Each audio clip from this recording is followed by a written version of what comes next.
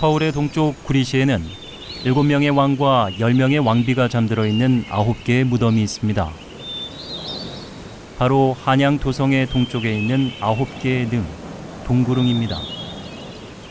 지금부터 동구릉이 들려주는 옛 이야기와 아름다운 소리들을 찾아 산책을 떠나볼까요?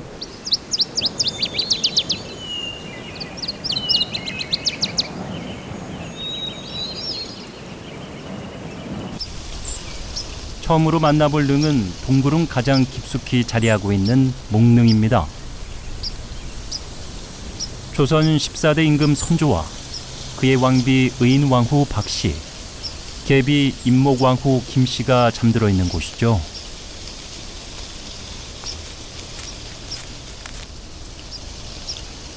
조선왕릉은 조선이 걸어온 지난 이야기를 고스란히 품고 있습니다. 건국된 1392년부터 국권이 강제 침탈당한 1910년까지 조선왕릉은 조선이란 한 나라의 역사 그 자체입니다.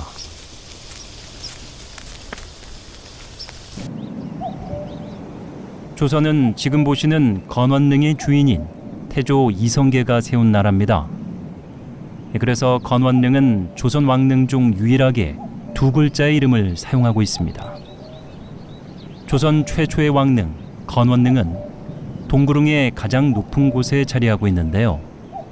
사실상 조선 왕릉 제도의 표본이라고 할 수 있습니다. 때문에 조선을 세운 첫 임금님과 잘 어울리는 자리죠. 특이하게도 이 능은 봉분이 잔디가 아닌 억새로 덮여 있습니다. 이는 고향 땅에 묻히길 원했던 태조의 유교에 따라 함흥에서 가져온 억새를 덮은 것이라고 합니다. 다음에 만나볼 왕릉은 조선 16대 임금 인조의 계비인 장렬왕후 조씨의 능인 휘릉입니다. 수라하에 자식을 두지 못한 장렬왕후를 위해 효종은 자의대비라는 존호를 올리기도 했죠. 살아생전에도 세상을 떠난 뒤에도 장렬왕후는 인조와 떨어져 이곳 동구릉에 홀로 남아 있습니다. 조선의 21대 임금 영조와 그의 계비 정순왕후 김씨가 잠들어 있는 원릉입니다. 무려 51살의 차이가 나는 이 부부의 능은 같은 언덕에 봉분이 나란히 있는 쌍능 형태를 하고 있는데요. 원래 영조는 왕비 정성왕후 서씨가 묻힌 홍릉에 묻히길 바라고 자리까지 비워두었습니다.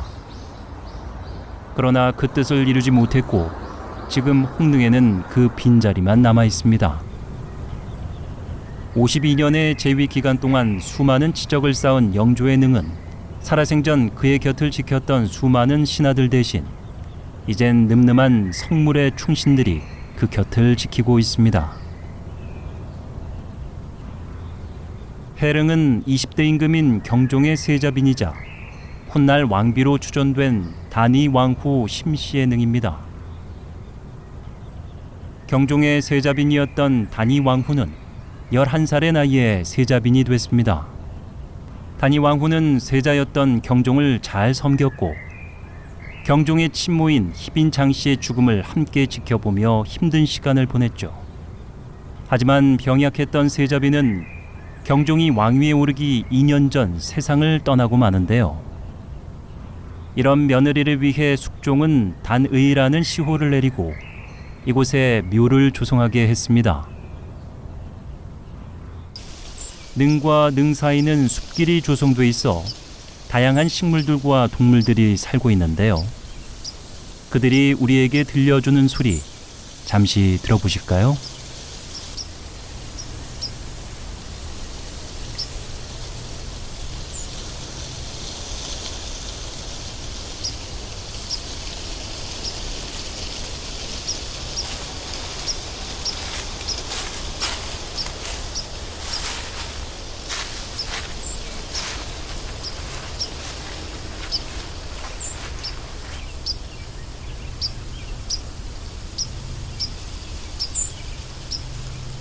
다음에 만날 능은 추존 문조와 신정왕후 조씨의 능입니다.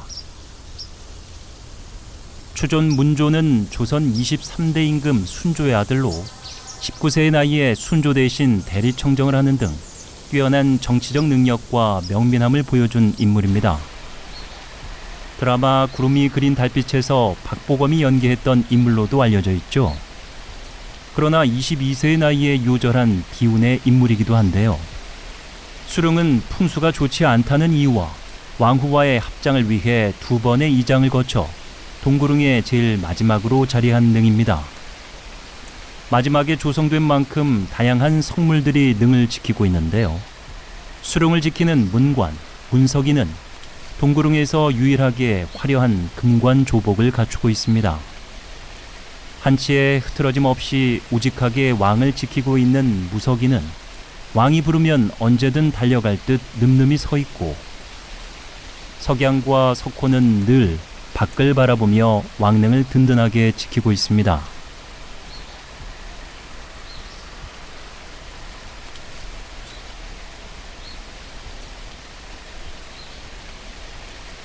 경릉은 방금 보신 수릉의 주인인 추존 문조의 아들이자 조선의 24대 임금 헌종과 그의 왕비 효현 왕후 김씨, 그리고 계비 효정 왕후 홍씨의 능입니다.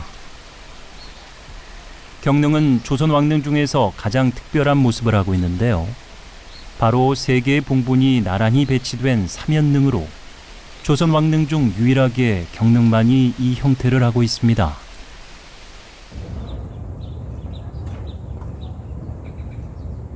경릉의 조성 시기를 살펴보면 1843년 효현 왕후가 세상을 떠난 뒤 능이 처음으로 조성됐고, 이후 1849년에 헌종이 세상을 떠난 뒤 여러 곳의 길재를 검토한 후에 효현 왕후가 있는 이 경릉에 함께 묻혔습니다. 그리고 1904년 효정 왕후가 세상을 떠난 뒤 현 위치에 능이 함께 조성되면서 경릉은 조선 왕릉 가운데 유일하게 삼연능의 형태가 됐습니다.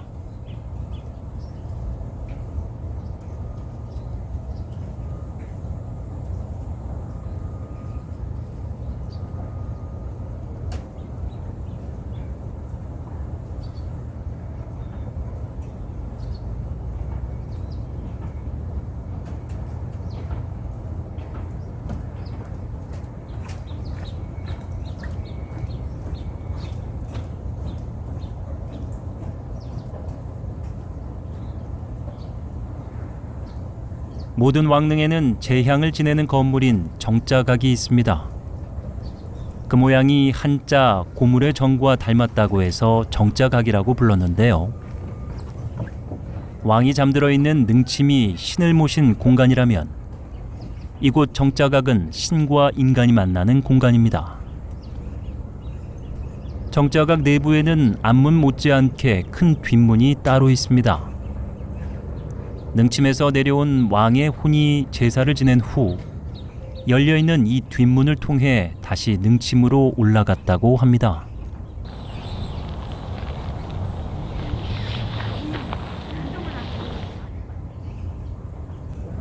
현능에는 조선 5대 임금 문종과 그의 왕비인 현덕 왕후 권씨가 잠들어 있습니다. 현덕 왕후가 세자빈 때 아들 단종을 낳고 세상을 떠나자 그 능이 경기도 안산에 조성됐습니다. 문종은 이후 다시 혼이 나지 않고 홀로 지내다 이곳 현능에 묻혔는데요. 하지만 단종의 왕위를 찬탈했던 세조에 의해 현덕 왕후의 능이 파괴되고 맙니다.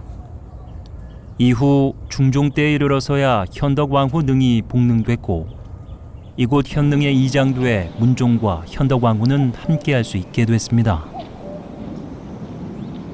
숭능은 18대 임금 현종과 그의 왕비인 명성왕후 김씨의 능입니다.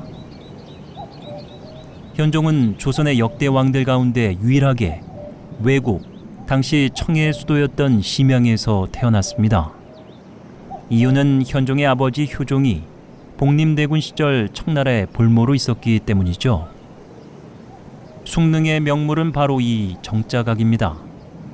그 이유는 화려한 느낌을 주는 팔짝지붕 때문인데요.